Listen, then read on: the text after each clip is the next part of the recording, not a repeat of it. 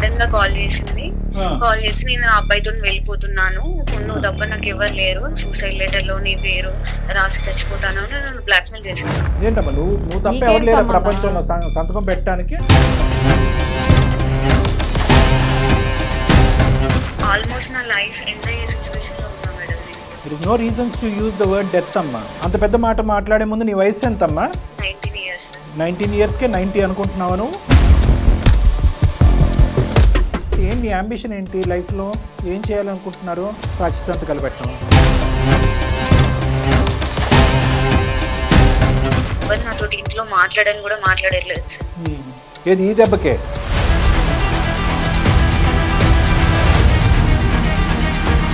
మీ అమ్మాయి ప్రియదర్శిని మాకు ఒక మెయిల్ చేసింది. మళ్ళీ ప్రాబ్లం క్రియేట్ చేసుకుంటాను. ప్రాబ్లం ఎక్కడి దాకా తీసుకొచ్చిందంటే ఊర్లో ప్రతి ఒక్కరు అమ్మాయి ఏదో లవ్ అఫేర్ ఉందంట అని తన గురించే బ్యాడ్ గా మాట్లాడే కాడికి తెచ్చుకుంటారు. ఈ రోజు లోకం 10 మంది ఏంటి, 100 మంది ఏంటి, 1000 మంది ఏంటంటే నిలబడితే కనుక మీరేంటారా మా అమ్మాయి గురించి మాట్లాడేది అని చెప్పగలిగేటటువంటి దమ్ము ధైర్యం మీకు లేదా? ఎప్పుడైనా మీ కల్లో అయినా కూడా మీ అమ్మాయికి 19-20 సంవత్సరాలకు పెళ్లి చేస్తారని మీరు ఎప్పుడన్నా అనుకున్నారా? అనుకోలేదు సార్, కానీ ఇలాంటి ప్రాబ్లం వస్తుందని కూడా అనుకోలేదు కదా సార్. ప్లీజ్ నాన్న, ఒక్కసారి నాకు ఛాన్స్ ఇచ్చి చూడండి నాన్న, ప్లీజ్. అమ్మ చదువుకోండి అమ్మా ఫస్ట్.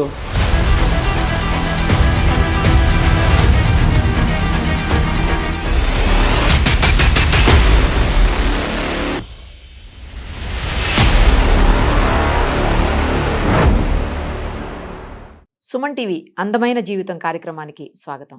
ప్రస్తుతం మనతో పాటు ఉన్నారు ప్రముఖ సైకియాట్రిస్ట్ డాక్టర్ కళ్యాణ్ చక్రవర్తి గారు. నమస్తే డాక్టర్ గారు. నమస్తే మేడం. ఒక మెయిల్, ఆ. చాలా చిన్న అమ్మాయి, ఉమ్. ఇదే చివరి మెయిల్, ఇంక ఇదే నా కమ్యూనికేషన్ లాస్ట్ అన్నట్లుగా మెయిల్ చేసింది. అయ్యో. అతి దారుణమైనటువంటి పరిస్థితిలో ఉన్నట్టు అనిపించింది నాకు. మేడం అది ఏంటి అనేది మీరే డైరెక్ట్ గా మాట్లాడితే Sure, madam. అర్థమవుతుంది. నేను ఫోన్ కాల్ కలుపుతాను. అలాగే మేడం. ఓకే ప్రియదర్శిని సార్ అమ్మాయి పేరు. మేడం.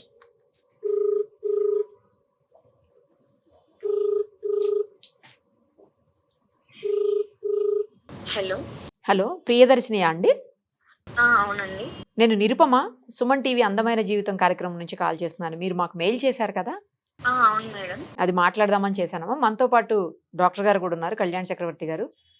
అసలు అంత కష్టమే వచ్చింది, మీరు ఇదే చివరి మెయిల్, ఇంకా నేను ఎవరితో కమ్యూనికేట్ చేయలేనేమో అన్నట్లుగా పెడితే బాధ అనిపించింది. ఏంటి అంత బాధ ఏంటి, అంత కష్టం ఏంటి, ఒక్కసారి చెప్తే డాక్టర్ గారు కూడా వింటారు. Thank you so much madam, first నా మెయిల్ కి రిప్లై ఇచ్చినందుకు. ఓకే అమ్మా. ఆల్మోస్ట్ నా లైఫ్ ఎండ్ అయ్యే సిచ్యువేషన్ లో ఉన్నా మేడం నేను ఇప్పుడు. అంత పెద్ద మాట మాట్లాడే ముందు నీ వయసు ఎంతమ్మా? 19 years. 19 ఇయర్స్కే 90 అనుకుంటున్నావా నువ్వు?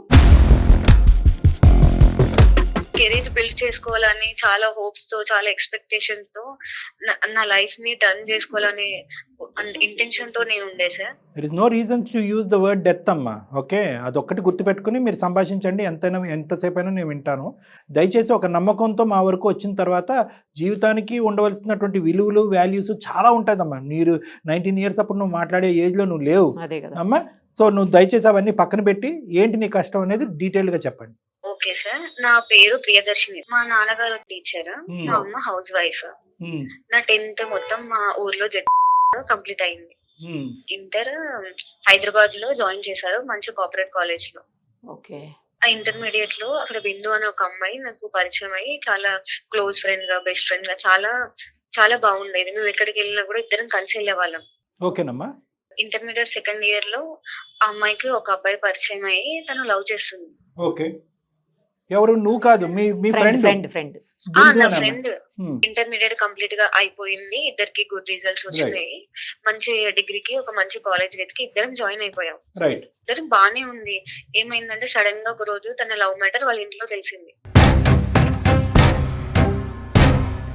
ఇంట్లో గొడవ అయ్యి తను కొన్ని రోజులు కాలేజ్ కూడా రాలేదు. తర్వాత వాళ్ళ ఇంట్లో వాళ్ళ పేరెంట్స్ ని కన్విన్స్ చేసి కాలేజ్ కి వచ్చింది. ఒక 1 month, 1.5 months బానే ఉన్నాం కాలేజ్ లో.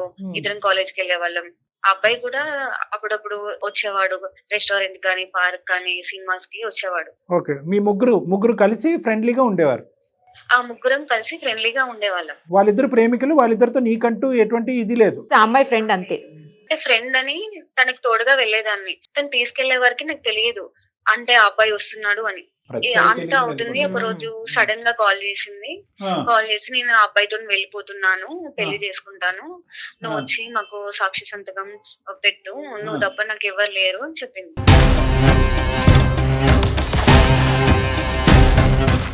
ఈ వయసులో ఏంటి మీరు పెట్టే సంతకాలు ఏంటి? సర్లేండి. లేదు నేను రాలేను, మా ఫాదర్ అస్సలు ఒప్పుకోరు, నన్ను చంపేస్తాడు, నేను అసలు ఈ విషయంలో నీకు హెల్ప్ చేయలేను అని చెప్పేసాను తనకి. ఓకే. సో ఫ్రెండ్షిప్ అయితే ఉంటుంది కానీ సంతకాలు గింతకాలు పెట్టను అని చెప్పేసావు. చెప్పేశాను. Okay, nice. తను ఆ టైంలో నాకు నువ్వు తప్ప ఎవ్వరు లేరు, నేను ఆ అబ్బాయిని పెళ్లి చేసుకుంటాను, ఆ అబ్బాయి లేకుండా ఉండలేను, చచ్చిపోతాను అని ఎమోషనల్ గా నన్ను బ్లాక్మెయిల్ చేసింది.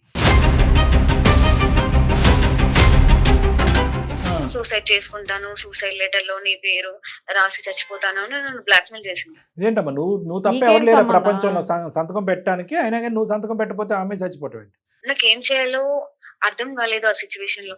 సర్లే తన ఏజ్ కూడా 18+ కదా అని నేను సైన్ చేయడానికి ఒప్పుకున్నాను. నువ్వు సంతకం పెట్టావమ్మా? పెట్టాను సార్. ఓకే. తన మ్యారేజ్ కి నేను ఆ అబ్బాయి తరపున ఒక 2 ఫ్రెండ్స్ వచ్చారు. ఆ మ్యారేజ్ కంప్లీట్ అయింది, వాళ్ళు నన్ను హాస్టల్ దగ్గర దింపేసినారు సార్. మరి ఇష్యూ ఏంటమ్మా? నెక్స్ట్ డే వాళ్ళ పేరెంట్స్ వచ్చేసి ఈ మ్యాటర్ తెలిసి హాస్టల్ కి వచ్చినారు. మొత్తం గొడవ చేసినారు, ఇంత జరుగుతుంటే నాకేం చెప్పరా అని అడుగుతున్నారు. ఈ మ్యాటర్ అంతా కాలేజ్ దాకా వెళ్ళిపోయింది. కాలేజ్ దగ్గర మా నాన్నగారి నెంబర్ తీసుకున్నారు, డైరెక్ట్ మా ఇంటికి వెళ్ళి గొడవ చేసినారు మా ఊర్లోకి వెళ్ళి.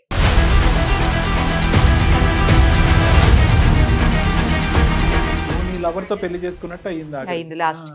సరే. నాన్నగారికి మ్యాటర్ మొత్తం తెలిసి ఇమిడియట్ గా నెక్స్ట్ డే హాస్టల్ కి వచ్చి నన్ను తీసుకెళ్లినారు సార్. నువ్వు ఒక్కదానివేనమ్మా? మీ నాన్నగారికి ఎవరిని ఉన్నారా? నేను ఒక్కదాన్ని, అమ్మాయిని, అమ్మ, నేను, నాన్నగారు. ఓకే.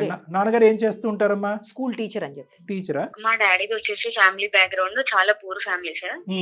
తను చాలా కష్టపడి జాబ్ తెచ్చుకొని మరి మా అమ్మని పెళ్లి చేసుకున్నారు.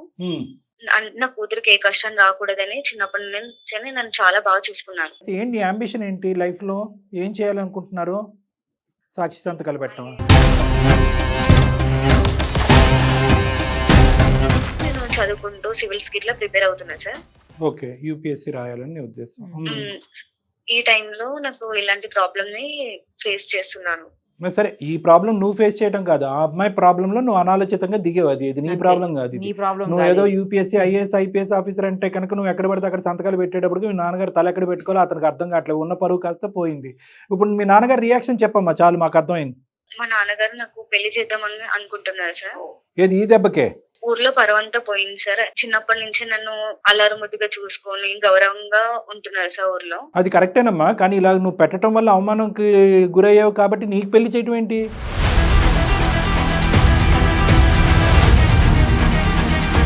అంటే ఊర్లో ఏమైందంటే సార్, ఇప్పుడు ఆ అమ్మాయి పెళ్లి చేసుకుందని అమ్మాయి కూడా ఎవరో ఒకరు ఉంటారు సిటీకి వెళ్ళింది అని ఒక మైండ్ సెట్ లో ఉన్నారు సార్.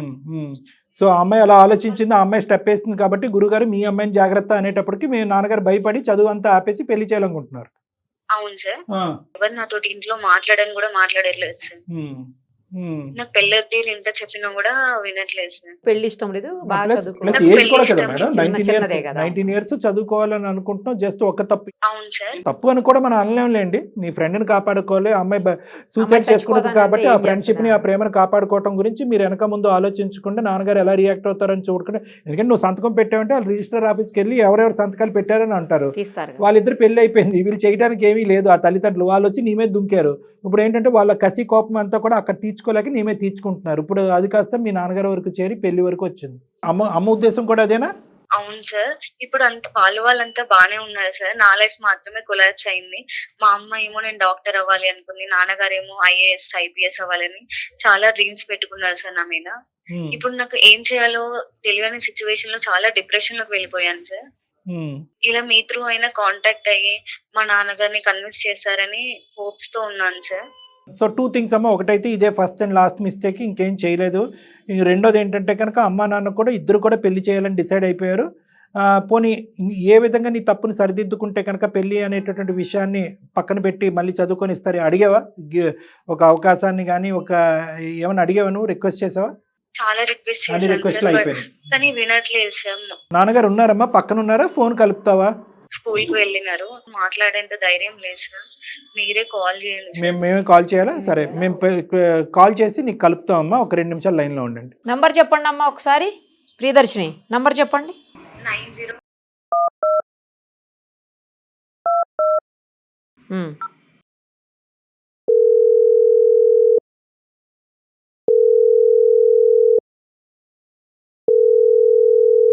హలో, హలో, రఘు గారేనా అండి?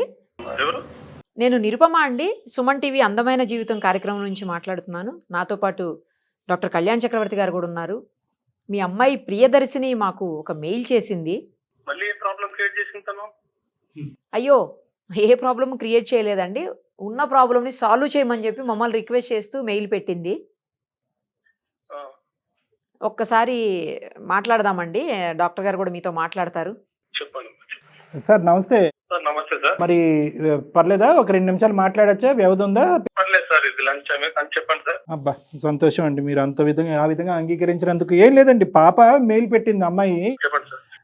ఒక అల్లరి ముద్దుగా పెంచుకున్నటువంటి ఒకే ఒక అమ్మాయి, చాలా చాలా ఇదిగా పెంచుకున్నారు.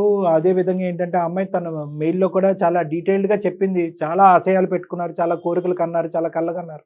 ఆ అమ్మాయి ఒక ఐఏఎస్ ఆఫీసర్ లాగా, ఒక డాక్టర్ లాగా చూడాలని తల్లిదండ్రులు మీరు అనుకున్నారు. కానీ ఒక దురదృష్టకరమైన పరిస్థితి, ఒక సంఘటన వల్ల ఏంటంటే అనాలోచితంగా ఆ అమ్మాయి చేసిన తప్పు వల్ల ఈరోజు మీరు ఎంతో పరుగులుగా ఉండవలసినటువంటి మీరు తలెత్తుకోలేనటువంటి పరిస్థితి ఏర్పడింది. దాంతో ఒక భయంకరమైన నిర్ణయం తీసుకున్నారని ఆ అమ్మాయి చాలా బాధపడింది మా దగ్గర.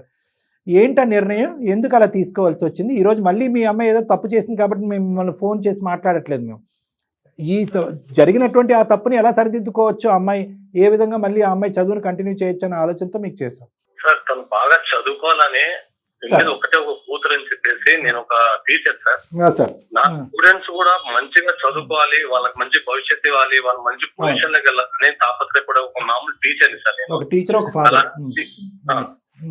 అలాంటిది నా కూతురు కూడా నేను చిన్నప్పటి నుంచి అలాగే చూస్తున్నాను సార్. తను స్కూల్లో ఫస్ట్, తను మంచి కార్పొరేట్ కాలేజ్ లో జాయిన్ చేశాను సార్, మంచిగా చదివించాలని. కానీ అక్కడికి వెళ్ళిన తర్వాత తన ఫ్రెండ్స్ ఎవరో అమ్మాయి తోటి ఫ్రెండ్షిప్ చేయడము, ఆ అమ్మాయి ఇంకొక అతన్ని లవ్ చేసిందని చెప్పడము, వాళ్ళిద్దరు రిజిస్టర్ మ్యారేజ్ చేసుకున్నారంట. వాళ్ళ సాక్షాంతకం తనే చేసిందంట రిజిస్టర్ ఆఫీస్ లో. వాళ్ళ పేరెంట్స్ వచ్చేసి పోలీస్ కంప్లైంట్ అని ఇంటి దగ్గరికి వచ్చేసి చాలా గొడవలు చేశారు సార్. ఊర్లో పరువంతా పోయింది సార్. ఆఖరికి ఏమన్నారంటే మస్తర్ గారి కూతురు ఏదో లవ్ మ్యాటర్ చేసిందంట అని తన గురించే బ్యాడ్ గా మాట్లాడుతుంటే అవి వినలేకపోతున్నాను. అందుకే తను కాలేజ్ మానిపించేసి ఇంటికి తీసుకొచ్చాను. నాకు తెలిసిన దగ్గర సంబంధం చూసి పెళ్లి చేయాలని ఫిక్స్ అయ్యాం సార్. ఆఖరికి ఊర్లో జనాలు కానీ స్కూల్లో స్టాఫ్ కూడా సార్, ఆఖరికి స్కూల్లో పిల్లలకే సరిగ్గా పాఠాలు చెప్పి ఇంత ఇచ్చేస్తున్నాడు, ఇంట్లో అమ్మాయిని చక్కగా చూసుకోలేదని కామెంట్ చేస్తున్నారు సార్. బ్యాక్ సైడ్ చాలా బాధగా ఉంటుంది సార్ అవెల్లా కామెంట్స్ విన్నప్పుడు.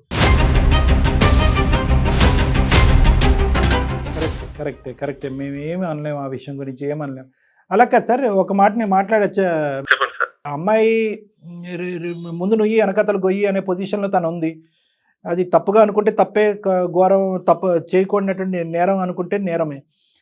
ఎందుకంటే ప్రాణ స్నేహితురాలు, ఇద్దరు కలిసిమెలిసి పెరిగారు, ఒకే కంచం ఒకే మంచం అన్నట్టుగా చాలా చక్కగా ఉండేటటువంటి వాళ్ళిద్దరిని ఆ అమ్మాయి మీద ఎంత అయితే కనుక మీకు ఒక ఫీలింగ్ ఉందో అదే విధంగా మీ కూతురి మీద కూడా అంతే పాజిటివిటీ ఉంది అనేది ఆ అమ్మాయి మాటలో మాకు వినిపించింది. కానీ అదే అమ్మాయి వచ్చి ఈరోజు నువ్వెంతో నాకు ప్రేమించినటువంటి అబ్బాయి అంతే, ఆ అబ్బాయి ప్రేమ లేకుండా నేను బ్రతకలేని చచ్చిపోతాను అనేటటువంటి ఒక థ్రెట్ ఇచ్చేటప్పటికి ఈ అమ్మాయి ఏం వెంటనే ఒప్పుకోలేదండి. అది కూడా మీరు దయచేసి పెద్ద మనుషులుగా అర్థం చేసుకోవాలి. చాలా ఒత్తిడికి లోనైంది. చాలా ఒత్తిడికి లోనవటం వల్ల ఫైనల్గా ఇంక దిక్కుతోచనటువంటి పరిస్థితిలో స్నేహితురాల యొక్క ప్రాణాలు కాపాడాలని చెప్పి పెట్టినటువంటి సంతకమే. కానీ ఇదే ఆనవాయితీ ఇదే పద్ధతిగా లాస్ట్ 5-6 ఇయర్స్ బట్టి దగ్గరుండి రిజిస్టర్ మ్యారేజ్లు ఏమి మీ అమ్మాయి చేయట్లేదు. ఆ విషయం కూడా మీరు ఒకసారి ఆలోచించాలి సార్. తను ఫస్ట్ రోజే ఇలాంటి సిచ్యువేషన్ ఉంది అని చెప్పింటే దాన్ని ఏదో రకంగా సాల్వ్ చేయాలి. పాయింట్ అదే డిక్లేర్ చేయలేదు అమ్మాయి, చెప్పలేకపోయింది, భయపడింది. నాకు చెప్పింటే సార్ నేను ఏదో ఒకటి కన్విన్స్ చేస్తా, ఏదో ఒకటి మార్చో, లేకపోతే ఆ కాలేజ్ మార్చో, లేకపోతే తనకు ఏదైనా సర్ది చెప్పో, వేరే కాలేజీలో జాయిన్ చేయడము, అలాంటి ఫ్రెండ్స్ కు దూరంగా ఉండమని చెప్పడం ఏదో ఒకటి చేసేవాడిని సార్. కాకపోతే ప్రాబ్లం ఎక్కడి దాకా తీసుకొచ్చిందంటే ఊర్లో ప్రతి ఒక్కరు అమ్మాయి ఏదో లవ్ అయిపోయి ఉందంట అని తన గురించే బ్యాడ్ గా మాట్లాడే కాడికి తెచ్చుకుంది సార్. ఈ రోజు మీ అమ్మాయి ఈ పని చేసినా ఈ లోకం అలాగే మాట్లాడుకుంటది, ఈ పని చేయకపోయినా చేయకపోయినా కూడా ఎవరి ఏదో ఇష్టం ఒక వాళ్ళది. డౌట్లు పడతానే వయసులో ఉన్నటువంటి ఆడపిల్ల చాలా పద్ధతిగా చదువుకుంటుంది. ఈ ఈర్ష్యతో కూడినటువంటి కళ్ళు గురించి కూడా మీరు ఆలోచించండి. మీ ఊరికి నేను రాలేదు సార్, మీ ఊర్లో మీ పరిస్థితి ఏంటి, ఆ అమ్మాయి పరిస్థితి అనేది నాకు ఏ విధంగా అనుకుంటున్నారు లేదు, ఆ లోకం గురించి వాళ్ళ గురించి నాకు అనవసరం. మీ అమ్మాయిని అల్లరి ముద్దుగా పెంచారు. ఈ ఒక్క అంశం తప్ప ఇంకొక ఏదన్నా ఒక తప్పు ఇష్యూలో మీ చూపించడానికి అమ్మాయిని ఏమన్నా వేలెత్తి చూపెట్టేటటువంటి పరిస్థితి ఇప్పటికొచ్చి వచ్చిందా? మీ అమ్మాయిని బంగారంలా పెంచుకున్నారు, మీ అమ్మాయి గురించి 100 కళ్ళకు అన్నారు. ఈ అమ్మాయి ఎన్నో ర్యాంకులు సంపాదించింది, ఎన్నో స్కూల్ ఫస్టులు సాధించినటువంటి ఈ ఆడపిల్లని ఈరోజు లోకం 10 మంది ఏంటి, 100 మంది ఏంటి, 1000 మంది ఏంటంటే నిలబడితే కనుక మీరేంటారా మా అమ్మాయి గురించి మాట్లాడేది అని చెప్పగలిగేటటువంటి దమ్ము ధైర్యం మీకు లేదా? సార్ ఉంది సార్, కాకపోతే ప్రాబ్లం వచ్చినప్పుడు ముందు ఇంట్లో తల్లిదండ్రులకు చెప్పాలి సార్. నిర్భయంగా భయపడకుండా ఒక ఆడపిల్ల డాడీ ఇలా జరుగుతుంది. చాలా క్రమశిక్షణతో పెంచినట్టున్నారు మీ అమ్మాయిని. ఒక్క తప్పును కూడా వినటానికి కానీ ఆలోచించడానికి కానీ మీరు మెంటల్గా రెడీగా Accept లేనట్టు చేయడానికి అనిపిస్తుంది. ఇంత మాట్లాడుతున్నాను, మీ అమ్మాయి కూడా లైన్లోనే ఉంది. అది చెప్పడం మర్చిపోయాను. ఎందుకంటే ఆ అమ్మాయి ఈ విధంగా ఫోన్ కలిపితే కనుక మీరు అంగీకరించరానో, లేదంటే ఆ అమ్మాయి డైరెక్ట్గా మీకు ఫోన్ కలపాలంటే భయంతోనో ఆ విధంగా మేము చేయలేదు. సో మీ అమ్మాయి కూడా లైన్లో ఉంది. ఒకసారి అమ్మ నువ్వు మీ నాన్నగారితో ఏమైనా చెప్పాలి అనుకుంటే మా సమక్షంలో 2 మాటలు చెప్పి ఏమని కోరుకుంటున్నావు అడుగు. నాన్న నన్ను క్షమించండి నాన్న, ఇంకోసారి నేను ఇట్లాంటి తప్పు ఎప్పుడు చేయను. మీరు చిన్నప్పటి నుంచి నన్ను చూస్తూనే ఉన్నారు కదా, మీకు తెలియకుండా ఏ పని చేసేదాన్ని కాదు కదా నాన్న. ఎక్కడికి వెళ్ళినా కూడా మీకు చెప్పి వెళ్తాను కదా. ఇప్పుడు ఎప్పటికి వెళ్ళినా చెప్పే వెళ్తావు. ఏ ప్రాబ్లం తీసుకురావని నీ మీద నమ్మకంతోనే కదా హైదరాబాద్ కార్పొరేట్ జాయిన్ చేసింది. ఆ ప్రాబ్లం వచ్చినప్పుడు నాకు ముందే ఎందుకు చెప్పలేదు? ఇంతదాకా ఇన్ని గొడవలు చేశావు, ఊర్లో పరువంతా పోయింది. రేపు పొద్దున నిన్ను నమ్మి నేను ఇంకో స్టెప్ ముందరికి వచ్చిన తర్వాత నువ్వు నీ వల్ల ఇంకో ప్రాబ్లం వస్తే ఏం చేయాలి? నాన్న తను చచ్చిపోతా అని నన్ను బ్లాక్ మెయిల్ చేసింది నాన్న, అందుకే నేను సంతకం పెట్టాల్సి వచ్చింది. అవునమ్మా, రేపు పొద్దున ఇంకొకటి వచ్చేసి ఇంకో బ్లాక్ మెయిల్ చేస్తానమ్మా. అప్పుడు కూడా పరిస్థితి నేనే కాబట్టి మా చెప్పడం స్టార్ట్ చేసి అలాగే చేస్తే రేపు మా పరిస్థితి ఏంటమ్మా? తెలియకుండా నేను ఏం చేయను నాన్న. చూడమ్మా, ఇప్పటి వరకు జరిగింది చాలు. నేను నమ్మాను, నీకు చాలా వరకు ఫ్రీడమ్ ఇచ్చాను. నువ్వు ఆ ఫ్రీడమ్ ని మిస్యూజ్ చేసుకున్నావు. ఇక దయచేసి ఆ ఆర్గ్యుమెంట్స్ వదిలేసాయి. అబ్బాయి చూశాను, మంచి సంబంధము, పెళ్లి చేసుకుని తర్వాత దయచేసి ఒక తండ్రిలాగా ఆలోచించండి. మేము మీకు మీ అమ్మాయి గురించి చెప్పవలసినటువంటి అవసరం లేదు. మీరు ఎంత అల్లారముద్దుగా పెంచుకున్నారు, ఆ అమ్మాయి ఎటువంటి కళ్ళగన్నది, మీరెటువంటి మీకు భార్యాభర్తలు మీరు ఎటువంటి కళ్ళగన్నారు అనేటటువంటిది ప్రత్యేకంగా నేను చెప్పవలసినటువంటి వాడిని కాదు, నేను బయట వాడిని. జరిగినటువంటి సంఘటన బట్టో లేదంటే మాట్లాడుకునేటటువంటి 4 మనుషులు బట్టో అనవసరంగా ఆ అమ్మాయి యొక్క భవిష్యత్తుని కత్తిరించద్దు. దీనికి ఏంటంటే జీవితాంతం రిగ్రెట్ ఉంటుంది. ఓకే, ఈ సంఘటన వల్ల మీరు ఎంత బాధపడుతున్నారనేది నేను అర్థం చేసుకోగలను, కానీ మీరు ఇప్పుడు తీసుకోబోయేటటువంటి నిర్ణయం వల్ల ఆ అమ్మాయి జీవితాంతం బాధపడుతుంది. ఇప్పుడు పెళ్లి చేసుకునే వయసు కూడా కాదు నా లెక్క ప్రకారం. నెంబర్ 1. నెంబర్ 2 ఏంటంటే ఆ అమ్మాయి ఆకాశానికి నిచ్చెన వేసినటువంటి కోరికలు. అమ్మాయికి యూపీఎస్సీ రావాలి, ఐఏఎస్ ఐపీఎస్ రావాలి, మీ ప్రాంతానికే కలెక్టర్గా రావాలి అని ఏవేవో రకరకాల కోరికలు ఉన్నాయి. జరుగుతాయా లేదా అనేది భగవంతుడికి తెలుసు. కానీ అట్లీస్ట్ ఈరోజు మీరు దాన్ని పెళ్ళి అనేటటువంటి ఒక కార్యక్రమంతో దాన్ని గీత గీసేసి ఇంతే నీ భవిష్యత్తు అని చెప్పి అంత కర్కోటకంగా ప్రవర్తించడం అనేది, వ్యవహరించడం అనేది కరెక్ట్ కాదన్నది నా అభిప్రాయం. మీ మనసు గాయపడింది, మీ పరువు అనేటటువంటిది టెస్ట్ చేయబడింది, కాదనట్లేదు. కానీ ఆ అమ్మాయి ఆలోచన కూడా ఆలోచించండి. ఆ అమ్మాయి స్థానంలో ఒక 2 నిమిషాలు నిలబడి ఒకసారి ఈ అంశానికి ఒక సరైన నిర్ణయం తీసుకోండి ప్లీజ్, మా రిక్వెస్ట్. ఇప్పటికే తను చేసిన ఈ పని వల్ల ఊర్లో బంధువులు కావచ్చు, చుట్టుపక్కల కావచ్చు, ఎంప్లాయీస్ కూడా కావచ్చు, చాలా రకాలు మాట్లాడినారు సార్. ఇప్పుడు ఫర్దర్ గా ఇంకొక ఇష్యూ ఏదైనా జరిగినప్పుడు తనకు పెళ్లి కూడా కాదు సార్. నేను 10 years లో రిటైర్మెంట్ అనుకుంటాను. తర్వాత పెళ్లి చేసేస్తే తన లైఫ్ తనకు అయిపోతుంది సార్. పెళ్లి చేయడం గురించి ఇంత చదివించారా, లేదంటే ఎప్పుడైనా మీ కల్లో అయినా కూడా మీ అమ్మాయికి 19-20 సంవత్సరాలకి పెళ్లి చేస్తారని మీరు ఎప్పుడన్నా అనుకున్నారా? అనుకోలేదు సార్, కానీ ఇలాంటి ప్రాబ్లం వస్తుందని కూడా అనుకోలేదు కదా సార్. సార్ ఇది ప్రాబ్లం కింద మాట్లాడుకుంటే చాలా పెద్ద ప్రాబ్లం అయిపోతుంది. ఇది వాళ్ళు ఈ అమ్మాయి చేసిన తప్పే. ఒకటి చెప్ప పెట్టకుండా ఇదంతా దాచిపెట్టడం. ఆ అమ్మాయి తప్పు చేస్తున్నప్పుడు అరే ఈ అమ్మాయి తప్పు చేస్తుందని చెప్పి వాళ్ళ తండ్రి కన్నా చెప్పాలి, లేదంటే మీకన్నా చెప్పాలి. ఎవరికైనా చెప్పినా కూడా ఆ అమ్మాయిని సముదాయించేవారు ఇంకో విధంగా. ఈ అమ్మాయి ఏంటంటే స్నేహానికి, ఆ అమ్మాయి ప్రాణాలకి విపరీతమైన ఇంపార్టెన్స్ ఇచ్చింది. ఈ అమ్మాయి ఏదన్నా నిర్ణయం తీసుకుంటే ఈ అమ్మాయి అక్కడ ఆ అమ్మాయికి తల్లిదండ్రుల కింద మారిపోయింది. ఈ అమ్మాయి అంత దూరం ఆలోచించేసింది. ఈ అమ్మాయి ఇప్పుడు సంతకం పెట్టకపోయినా వద్దు అని చెప్పి సముదాయించినా కూడా ఆ అమ్మాయి వెళ్ళి ఏదో నుయ్యో గొయ్యో చూసుకుంటుందని భయపడింది. ఇవన్నీ తప్పులే, కాదనట్లేదు. అది ఆ వయసుకు సంబంధించినటువంటి తప్పుల కింద పరిగణించాలి. నెంబర్ 1. నెంబర్ 2 ఏంటంటే ఇదే పద్ధతి ఉన్నటువంటి అమ్మాయి కాదు, అలా తప్పుడుగా వ్యవహరించే అమ్మాయి కాదు. ఈ అమ్మాయి వేరే అబ్బాయిని ప్రేమించేసి ఇంట్లో చెప్పా పెట్టకుండా వెళ్ళిపోయి ఒక రిజిస్టర్ మ్యారేజ్ చేసుకునేటటువంటి పరిస్థితి కూడా కాదు. ఇవేమీ కానప్పుడు మొదటి తప్పు ఆఖరి తప్పుగా అమ్మాయిని క్షమించేసి ఒక్క అవకాశాన్ని ఇవ్వండి. అవును సార్ కరెక్టే, కానీ ఇప్పుడు ఆ రిజిస్టర్ మ్యాచ్ చేసుకున్నారు సార్, వాళ్ళంతా ఒకటే ఉన్నారు, కానీ ఇక్కడ అంతా బ్లేమ్ పోయిందంతా మేము, మా కుటుంబము, మా అమ్మాయి పరువు అయిపోయింది సార్. ఇప్పుడు వాళ్ళంతా బాగున్నారని మీరు ఒక మాట అన్నారు. అంటే ఈరోజు వాళ్ళ అమ్మాయిని ఒక పరిధిలో పెట్టుకోలేకపోయారు వాళ్ళు. ఓకే, ఈరోజు వాళ్ళ అమ్మాయిని తిట్టవలసిన తిట్లో లేదంటే ఆ అబ్బాయిని నిలదీయవలసినటువంటి పరిస్థితి లేకపోవటం వల్ల అక్కడ పడవలసినటువంటి దెబ్బ, అక్కడ పడవలసినటువంటి గాయం ఈ అమ్మాయి మీద పడింది అనవసరంగా. అది కూడా మీరు ఆలోచించండి. వాళ్ళందరూ ఎవరి దారి వాళ్ళు చూసుకున్నారు. ఓకే, ప్రేమ అయింది, పెళ్లి అయింది. ఈ రోజు ఏంటంటే అక్షింతలు మాత్రం మీ అమ్మాయి పడినాయి. సో ఇటువంటి పరిస్థితుల్లో ఒక తండ్రిగా ఆ అమ్మాయి వెన్నంటుంది. మొత్తం సమాజం, ఊరు అంతా కూడా ఒక విధంగా మాట్లాడి, అదిగో ఆ అమ్మాయి క్యారెక్టర్ ఇలా ఉంది అని మాట్లాడి, అదిగో రఘు నువ్వు చదువు ఆపించేసి మీ అమ్మాయిని ఇంట్లో పెట్టుకో, ఆ అమ్మాయికి కూడా ఒక స్టోరీ నడుస్తుంది అనే విధంగా మాట్లాడితే ఈరోజు చేదోడు వాదోడుగా మీ అమ్మాయికి వెన్నంటూ మీరు నిలబడాలి. ఎందుకంటే ఇది మీ యొక్క సంబంధించినటువంటి అవమానమే కాదు, school first, college first, district first వచ్చినటువంటి ఒక ఆడపిల్ల మీద సమాజం మీకు బాగా తెలిసినప్పుడు సమాజం అంతా చీతు అని అంటూ ఉంటే కనుక ఈరోజు సమాజం మీరే కరెక్ట్ చెప్తున్నారు కాబట్టి ఇక్కడతో చదువుని కత్తిరిస్తాను, ముడుముళ్ళు వేపిస్తానని చెప్పి మీరు మాట్లాడటం అనేది సబబుగా లేదు రఘు గారు. ఒక టీచర్గా నేను మిమ్మల్ని ఏమంటున్నానంటే ఈరోజు మీ సపోర్ట్ మీ అమ్మాయికి కావాలి. భార్యాభర్తలుగా, తల్లిదండ్రులుగా మీ ఇద్దరి యొక్క సపోర్ట్ మీ అమ్మాయికి కావాలి. ఏంటమ్మా లోకం మాట్లాడేది, నువ్వు చేసినటువంటి తప్పును మేము క్షమిస్తున్నావు, ఇలాంటి తప్పు నువ్వు చేయవు అనే నమ్మకం మాకుంది అనేటటువంటి విధంగా మీరు సపోర్ట్ చేయాలి కదండి. కాదు మీరేంటంటే నేను ఒకటి నా రిక్వెస్ట్, చదువులు తల్లి అమ్మాయి బాగా చదువుకుంటుంది, తెలుసో తెలియక ఒక తప్పు చేసింది, దయచేసి ఒక్క అవకాశాన్ని ఇవ్వండి, ఒక్కసారి క్షమించి చూడండి. ప్లీజ్ నాన్న, ఒక్కసారి నాకు ఛాన్స్ ఇచ్చి చూడండి నాన్న ప్లీజ్. అమ్మా చదువుకోండి అమ్మా. ఫస్ట్ ప్రేమించినటువంటి ఫ్రెండ్స్ ఉంటే కనుక అది గోప్యంగా ఉంచుతారు. ఎందుకంటే స్నేహాన్ని కాపాడుకోవటం గురించి మీకు ఆ పరిణామాలు ఏంటి, ఆ తల్లిదండ్రుల పరువులు ఏంటి, ఆ ప్రతిష్టలు ఏంటి, ఎటువైపు దారి తీస్తుందనే ఆలోచన ఉండదు. ప్రేమను కాపాడాలి, స్నేహాన్ని కాపాడాలి, ప్రేమను కాపాడాలి, స్నేహాన్ని కాపాడాలి అని చెప్పి వాళ్ళు ములుగుతారు. అదృష్టం బాగుంటే వాళ్ళు బాగానే ఉంటారు. కానీ ఖచ్చితంగా జరిగేది ఏంటంటే మీరు ములుగుతారు. ఈరోజు సంతకం పెట్టినా పెట్టకపోయినా ఇక్కడ నువ్వు చేసినటువంటి తప్పు ఏంటంటే వాళ్ళిద్దరు ప్రేమించుకుంటున్నారు, సీక్రెట్గా ప్రేమించుకుంటున్నారు, ఇంట్లోంచి ఎప్పుడన్నా వెళ్ళిపోవచ్చు. ఈ పరిస్థితులన్నీ తెలుసు కూడా ఆ తల్లిదండ్రులకు కానీ ఈ తల్లిదండ్రులకు కానీ చెప్పకపోవడం అనేది నువ్వు చేసిన తప్పు. అర్థమైందమ్మా? సో ఇప్పుడు కూడా నాన్నగారు క్షమించి ముందుకు వస్తున్నారు. ఖచ్చితంగా నీ చదువు కంటిన్యూ చేస్తారు.